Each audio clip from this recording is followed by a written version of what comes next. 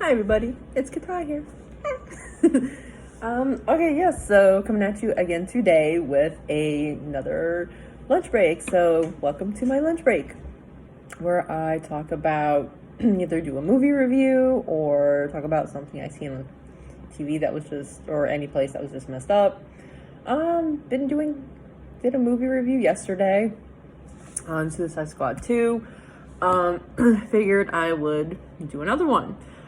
Okay, so last night I watched, was able to watch it from beginning to end, Godzilla versus Kong. Now, as a kid, I absolutely loved anything giant monsters, kaiju, dinosaurs, whatever, and Godzilla was always one of my favorites. Now, I did like King Kong. I always thought he was cool. I saw when I was like, excuse me, when I was like really little, I saw the original black and white King Kong when I was like, I think I was like 8 or 9. Scared the heck out of me because, I mean, it was all stop motion claymation, but I mean, seeing something like that when you're a little kid is kind of freaky. But over the years, I saw a bunch of the remakes. I liked those movies. I thought they were fun. I thought they were just entertaining and fun. But I really, really, really liked the Godzilla movies. When I was about 10, I saw Godzilla, the original black and white Godzilla, 1954, 1955. It was English dubbed, and I was like blown away as a kid, like, oh wow, this is really, really, really cool. So I just started watching all of them and just growing up watching reruns of the 1970s Godzilla cartoon. And then watching all the other movies and stuff from like the 70s, 80s, 90s, especially the one with where he's in New York. I did not like that one all that much because I just thought Godzilla looked kind of anorexic in that movie. The movie itself was funny and entertaining, but as far as Godzilla movies go, it was terrible. Matthew Broderick was in it. It was okay. The best part of the whole movie, I thought, was I'm sorry, my phone just froze on me because the battery's running out. I'm sorry. The late 90s, early 2000s, I think the late 90s Godzilla movie, Matthew Broderick. My favorite part of that movie was the cameraman, Hank Azaria's character. I thought he was hilarious. But other than that, the movie was, yeah, crap. And then the cartoon afterwards was okay, but still, it was crappy. I'm not gonna lie, it was crappy. But this movie, of course, no spoilers really. This movie takes place after Godzilla, King of the Monsters, where Godzilla fights King Ghidorah, or King Ghidorah, however you want to pronounce it. And people were like, in the other movie, where's Kong? Like, why isn't he at the very end when Godzilla becomes king of all monsters?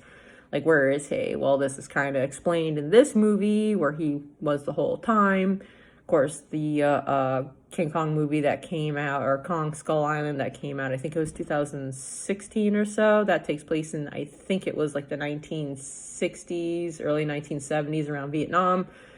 And Kong was like a lot younger, so people think, maybe he's dead in this one.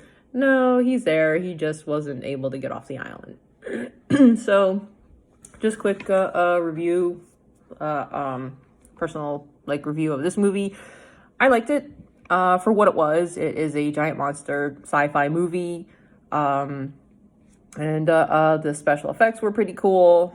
Godzilla looked pretty awesome. They didn't make him look scrawny or anything or whatever. He just, was just awesome looking. Of course, they have a lot of, the humans in the movie kind of explaining what's going on, why Godzilla's attacking things, why they gotta get Kong, why he's, where he is. The little deaf girl that can communicate with King Kong, I thought that was cute. They kind of humanized him a little bit, giving him that axe made of a Godzilla scale, which was pretty cool. But overall, it was a giant monster movie. It's fun. It's entertaining for what it was. Again, just too much plot going on with the people. First, you have the little deaf girl talking to Kong, trying to tell him, Godzilla is not the enemy or whatever, which, there's always, in all those giant monster movies, you always have one of those kids, at least in the Japanese movies, one of those little kids, usually a little girl, that can communicate with the giant monsters either telepathically or whatever it is. That's, in there, it's, has some campy aspects of it. And then you have the other girl in there, Millie Bobby, I think her name is Millie Bobby Brown, 11 from the Stranger Things show. She's in there again because she was in the other Godzilla movie. Her father's a predatory animal expert. They figure it out, everything else in the other movie. I'm not going to get into that too much. But, again, like they had the plot with the little girl and Kong going on. Then they had the plot with the other girl and the kid from the Wilder people that I mentioned in my previous review. They had him in there as her friend. And then they had the guy that worked at, I think it was called Apex Cybernetics. Now, my view of their company in the movie Apex Cybernetics, it just totally was with the commercials and everything. I'm like, okay, this is Umbrella Corps. This is Cyberdyne and Umbrella Corps mixed together. Because you have the bad guy that wants to, that makes cybernetics and artificial intelligence. I'm like, okay, well, here we go. Here's Skynet. And then, injuries and stuff like that, like medical aspects of it. I'm like, there's your Umbrella Corps. So you have your Skynet, Umbrella Corps mishmash of Apex Cybernetics and the whole conspiracy theory going on with it, which was kind of like the Resident Evil movies, which I'm like, okay, well, they did that with, again, the Resident Evil movies. They did that with Umbrella Corps. Mila Jovovich's character, Alice, and the guy that was supposed to play, I forget the character's name, that was supposed to portray her husband and whatever. They were kind of like the guard dogs to the Resident Evil facility, and then he was uncovering the evil goings on of Umbrella Corps. I'm like, this has been done already. So that was kind of predictable with the bad guy and everything else like that. There's always got to be an evil overlord. And then, of course, Mecha Godzilla in it. I thought Mecha Godzilla was awesome. How they went about. It gave me the Mecha Godzilla and the Mecha Godzilla pilot vibes, and how he's got to be telepathically linked with the robot. Again, this is a bit of a spoiler, but it did have that Pacific Rim aspect of it too, with the pilot of it, because it's a mech, you need a pilot, but the neural link and everything, I'm like, okay, here's Pacific Rim. So overall, Godzilla vs. Kong was a mix of, it's a kaiju movie. It's a mix of Pacific Rim, again, most of the other monster movies, but yeah, Pacific Rim, you have the whole Umbrella Corps and Skynet vibe to it, and just the mech and stuff goes rogue at the end, which we know that's going to happen. It was fun, it was entertaining, but again, it didn't blow me away. So, overall, I'm going to probably rate this movie, because it did have a lot of campy aspects of it, which a lot of those giant, kaiju movies they do. They all have that campiness to them, but again, that's kind of what makes them fun. And me, I really love B movies, like made for Sci-Fi Channel movies. Not because I think that they're oh my god, they're masterpieces. They're what they are. They're campy, they're dumb, people die in the most gory ways. I think it's funny. So I have some dark humor, and I think it's friggin' funny. These, Sharknado, that movie's fucking hilarious. Giant tarantula or whatever, giant lava tarantula.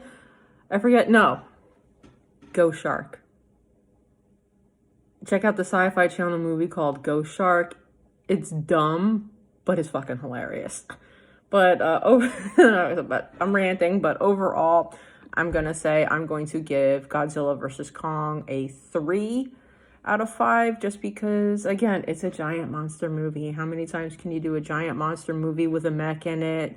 You know, Pacific Rim was awesome, but I think Pacific Rim 1 was better than this. But again, it's a giant monster movie. It's a sci-fi movie. There's a lore to it now, but it's entertaining. It's fun. It's entertaining. I think some younger kids might like it. They might be a little scared at some points, but overall, it was just it was an entertaining giant monster movie. It didn't blow me away. I didn't love it and I didn't hate it. It wasn't meh, but it was, it was fun. So I'm going to give it a 3 out of 5. So again, a couple little spoilers here and there. I will put that in the description, let people know. But yeah, overall, not too bad. So again, watch it or don't watch it. It's up to you. And again, I base these movie reviews off my personal likes and dislikes of the movies. That doesn't mean it's horrible. Some people will love it and some people will think it's trash. It's your opinion. It's what you like and what you dislike. And it's you. So again, 3 out of 5. It was fun, but it didn't blow me away. So I'm going to say, yep, that's pretty much it. Lunch break is over. Got to go back to work. And as always, it's summer. It's hot out, but stay cool. And as always, be cool to each other.